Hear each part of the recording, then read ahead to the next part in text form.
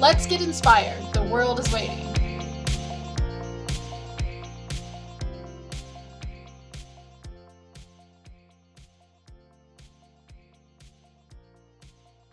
For you on how to find these and places to look. And then we're going to be chatting with JoAnn Hill. And JoAnn Hill has written a book on the secrets of Washington, D.C. And I think we'll find a lot of great things that she has to share. D.C. is a popular tourist destination, but JoAnn has uncovered some real gems for us. So stay tuned as we continue to talk, and let's go find April and get started. Hey, Cindy, we're talking with JoAnn Hill today, who wrote Secret Washington, D.C., and she's going to dive in and share unexpected places and some off the beaten path places, locations. So I'm excited to hear from her.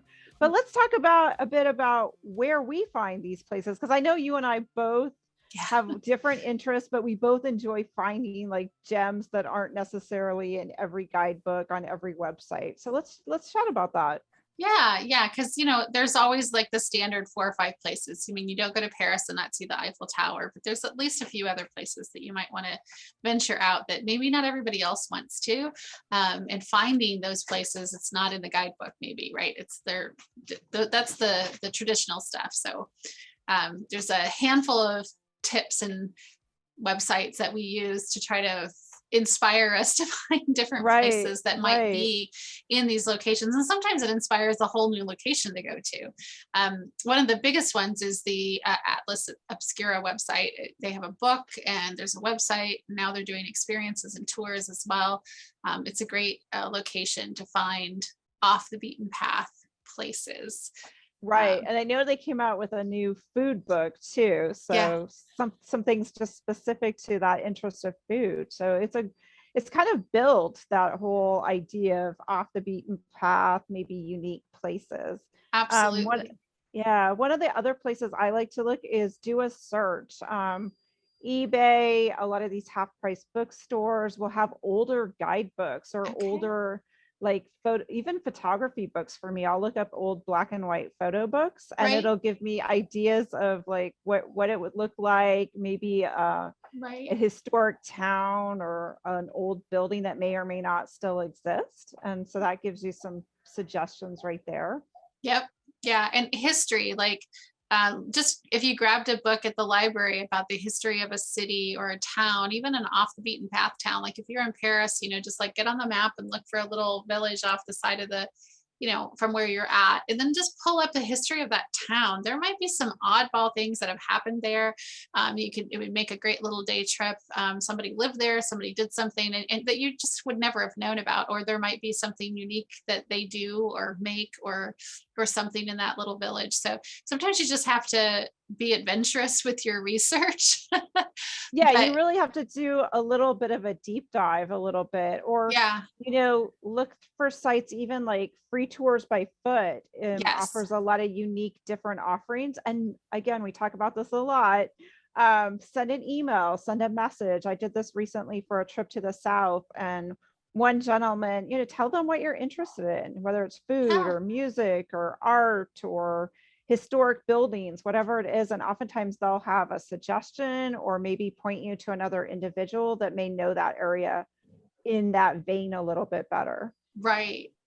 And, talking to people, we talked also about using Facebook groups. There's a lot of tons of travel Facebook groups out there. So if you're going the region, the area that you're planning to be, you can often just type that in and ask if anybody has suggestions. You'll get the first 20 will be places you already knew about, but there'll be some little oddball things that somebody will say, oh, I live here, you should see here. Or when I went there, we did this. So the good places there.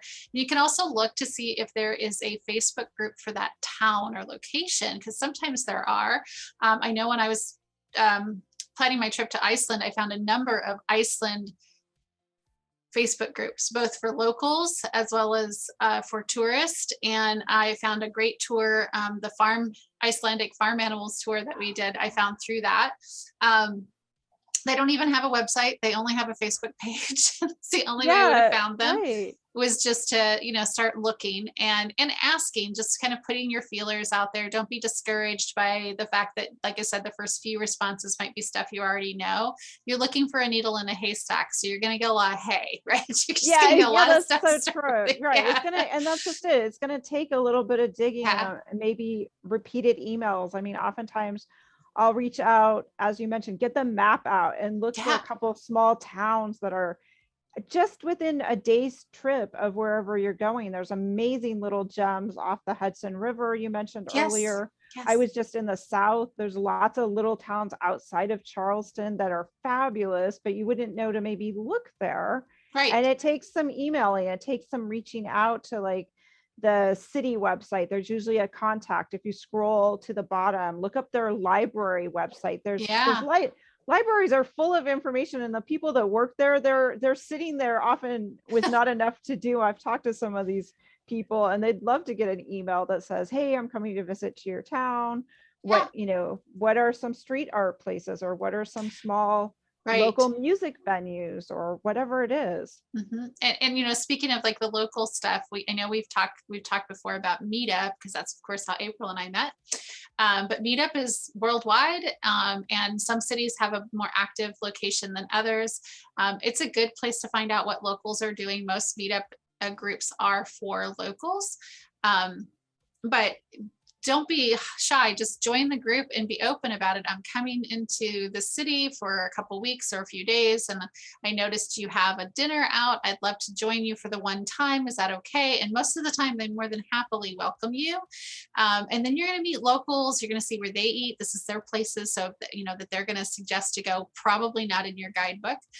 Sometimes I'll find like ladies having wine tasting together, or book clubs where you can just like, oh, this is going on when I'm there. I'm just going to pop in and meet some folks and have a more local experience. So Meetup is a really good place to both maybe even be inspired. Even though you may not join the group, you might see that they're organizing a trip. Again, a lot of it's done for locals, right? They're organizing a trip to a park to go hiking, or organizing a trip to go kayaking, and you had not even thought about doing this. And if this is something the locals are doing, it might not be in the guidebook. So That's so true. Good place to get some. That's a great place to look. Inspiration, right? Both in meeting locals. Yeah, I really encourage, if you want to meet locals, Meetup is a really good place to kind of connect with folks.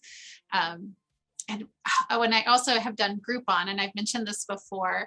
I don't typically do Groupon locally, because it's just, they're trying to get you to try out the new place, or go to this new venue, or do this new thing. And they only have so many tickets, and it's hard to get. Groupon used to be a really big thing. But when I travel, Groupon is a great way to like, oh, I can get a half off dinner at a new restaurant that just opened. I've never been there. I don't know where to go in this town. I can spend less money and experiment with either the dinner. I've also done small local theater things through Groupon. They'll sell tickets to a tiny little theater, not in my guidebook, right? It could be a small venue that they're just trying to get it off the ground, but you meet locals and you see things you would never see anywhere else. That's another place to either get inspiration or get some discounted tickets and dinners that way.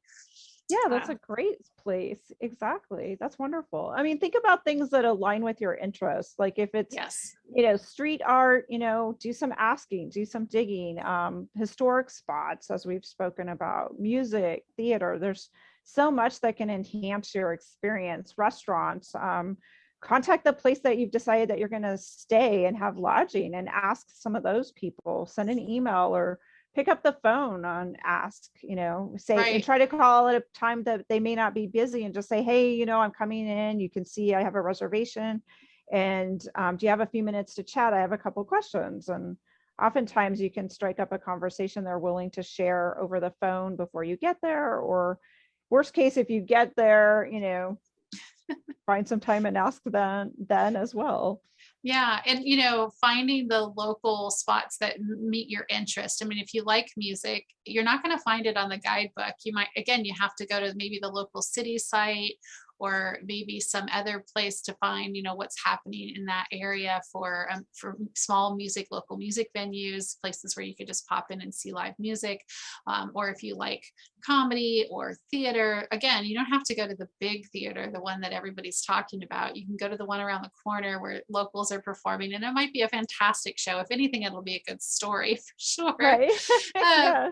And you'll meet some people. And I know one of my tips that I've given folks when you're trying to connect with locals is to go to a local sports activity. And I'm not talking about going to see a Dodger game or a big football game. I'm talking about going to high school or college baseball or whatever. Just look online and see what's going on, and just pop over there. There's locals hanging out and they're doing things, and you can watch and see how they interact, and maybe strike up a conversation with somebody and ask them where is the best place for lunch or dinner.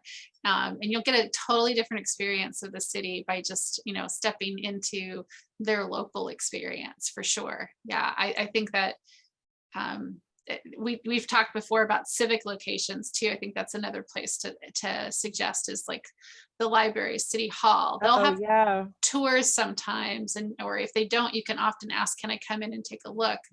That building probably has history and been there forever. And yeah. And sometimes they have bulletin boards too. If you have time to just pop over there, they'll have a bulletin board. The local coffee shops too. We all know that's where, you see the local gig getting posted on the bulletin board, or asking about something that's unique. There's places that make, cheese and chocolate and microbreweries. And some of these businesses barely have gotten off the ground. They don't maybe have much of a web presence. So you really have to kind of dig in locally. Either, there's Facebook groups just for the place that you're going to go to, the city. There might be, even in some of the larger Facebook groups, just look for someone that's from that area and ask them.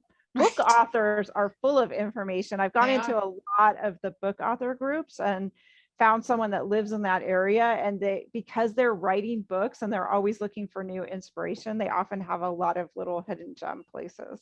Yeah. So there's tons of great stuff. I can't wait to talk to JoAnn here in a bit to see, about her secret off the beaten paths of Washington, D.C. And I hope we're, continuing to inspire you to find new places to tour and look when you're planning your trip. So let's go talk with JoAnn a bit. Sounds great. Here we go. Hi, everybody. Today we're talking with JoAnn, who wishes she was from Italy, might be mistaken for Rose McGowan, and hates eggplant. She can hold a plank position for a long time, so much so that she has won competitions. She loves ice cream with peanut butter and has nightmares of being yelled at when she was a telemarketer. But today she's here to tell us about her hometown, Washington, D.C. So welcome, JoAnn. Well, thank you both for having me. It's so great to be here. Yeah, thanks, JoAnn. So we're going to start our famous 7-minute timer. So just start and tell us, how long have you lived in Washington, D.C.? I actually just did the math recently. It'll be 20 years next month. So I was saying 19, but actually it's about 4 weeks shy of 20 years. I think you can say 20 years then. We'll just start. We'll just round it up. Round it up. Right. Right. So, you've been there for so long. What is something that surprises people that they don't think? I mean, there's the Washington, D.C. we all think of, but what's something that people don't know or think about until they actually come? Yeah, I think DC definitely has a reputation for being, kind of like buttoned up city with, government and lawmaking and monuments and museums. And that is, of course, there is some truth to that, right? I mean, you think of DC and you do think of powerful government and the National Mall. But I also think that DC has a lot of kind of quirky spots too. Some kind of like off the beaten path places. It has a big art scene. There are murals everywhere. There's a huge mural initiative that's taken off. It's also become quite a food city as well. So it's a lot quirkier and a lot more artistic and creative than I think people probably realize, especially if they're not familiar with a city like DC. I always like to give an example from my book of one of my favorite places in DC is Barbie Pond, because Barbie Pond is this art installation that is in Logan Circle, which is near DuPont Circle, which is a pretty popular neighborhood in the city, that is completely made up of Barbie dolls. And it's this crazy but awesome art installation. It's on this front yard of this artist's home who's chosen to be pretty much anonymous. And it changes monthly based on pop culture and holidays and the political climate. So they'll have installations anywhere from get out and vote during, the election season to Christmas or Halloween or Cinco de Mayo. And it's Barbie dolls, and it's awesome. It's really weird, really quirky, but also really unique and really innovative. So that's, I think, just one example of there's a fun and quirky side of DC that doesn't always get told. I would never have guessed there was a Barbie pond. So yeah, I wouldn't either. That's great. Oh my gosh. So for first timers, what are some of the places you would suggest a first timer go? I mean, I would be remiss if I did not say the National Mall, right? I think if you are coming to DC and you've never been here before, it's kind of like, how can you not visit the National Mall? But so, you have everywhere from the World War II Memorial to the Lincoln Memorial to the Washington Monument. And then, of course, a lot of the Smithsonian museums line the National Mall. But what my book goes into is, yes, this, talking about those museums and monuments, but giving some lesser known stories and histories around there. So for example, the Museum of the American Indian, which is one of the most popular museums on the mall, used to be the site of a brothel. And so it was one of many popular brothels during the Civil War era. There used to be about 100 brothels during the Civil War in DC. And this particular brothel was owned by a woman. Her name was Mary Ann Hall. And she was the most successful and prosperous brothel owners out of everyone. And so now, of course, we go and it's the American Indian Museum, but it's just one of those places that you would never know that it was a site of a brothel. Another place right across from the American Indian Museum is the Gallery of Art, the National Gallery of Art, which is one of the biggest art museums in the city, if not the country. And that is the site of where James Garfield was assassinated, because it used to be a railroad station. And so these kind of stories and histories that I think are American history, but also because we're in DC, it's also, DC history.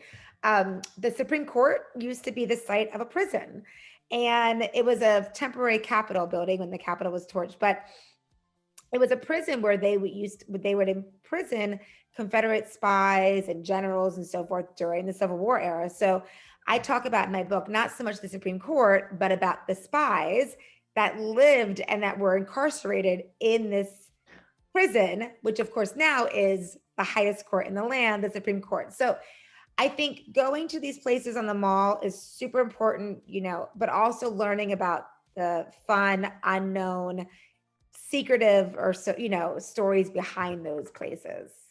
Yeah. And, you're talking about sort of the evolution of how it became what it is, because it hasn't always been what it is, right? So there was times when DC wasn't DC, right? It wasn't what, and the mall wasn't there. So sharing those little bits of stories is fantastic. You don't think about that necessarily when you're there. You're looking at it for what it is today, right? So you're giving us that. So are there some local spots that just the locals go to that tourists don't know about that you would want to, is there something you want to share so that we can go to also? Yes. So I think the National Arboretum, it's not that it's just locals. However, the National Arboretum is not very centrally located. You do need a car. It's in Northeast DC. It's kind of not where everything else is in terms of museums. That's one of my favorite spots. And a lot of locals do go there because, of course, it's beautiful. There are the Capitol columns there, which are these iconic 22 Corinthian columns that came from the US Capitol years ago when they were constructing the dome for the Capitol. The dome ended up being heavier than the architects had planned. So they put these columns in storage for about 100 years, and then they were eventually transported to the Arboretum. And then also at the Arboretum is the bonsai collection, which there's one in particular tree that survived the bombing of Hiroshima in 1945. And so that's made its way to the Arboretum. So I wouldn't say a lot of visitors go there. It's more of a local place. There's a place, it's called the Big Chair, which I would be very surprised if a lot of out-of-towners went there. It's in an area called Anacostia. It's a neighborhood in Southeast DC.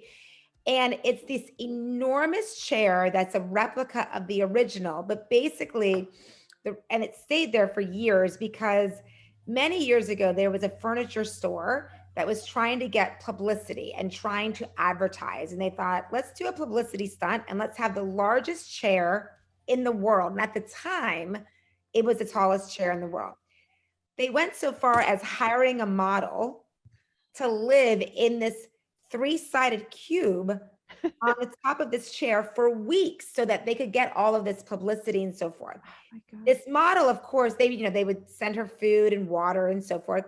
She eventually couldn't take it anymore. I mean, how long can one live on top of the chair? On top of the chair. So she eventually came down, but that chair was so important and so famous. It was such a crazy sight that they recreated it, and there's a replica there in this busy intersection of Anacostia that locals go and visit. But I can't imagine a lot of visitors know. Again, it's not centrally located. It's not near anywhere that you might go to if you're a visitor coming from out of town. That's great. Oh my gosh. I would great not. Stories. These are great stories. These are great stories. Oh my gosh. So if someone's coming to the city, where would you suggest they stay? Oh, okay. So if you want to stay downtown near the White House, which I think is a great spot to stay because you're near Hey, thanks for joining us today. Wasn't that a lot of great information we got from JoAnn about finding some of her favorite offbeat places in Washington, D.C.? I would have never discovered those. If you want to hear more, her link to her information is in the description below. And follow Cindy and I on over to the podcast where we're going to unveil our new top 10 list. We've got some new tips about creating your own trips, which I'm super excited to share. I won't give it away. And if you like this episode, please give us a like and subscribe and travel with us through real stories from real people. Catch you next time.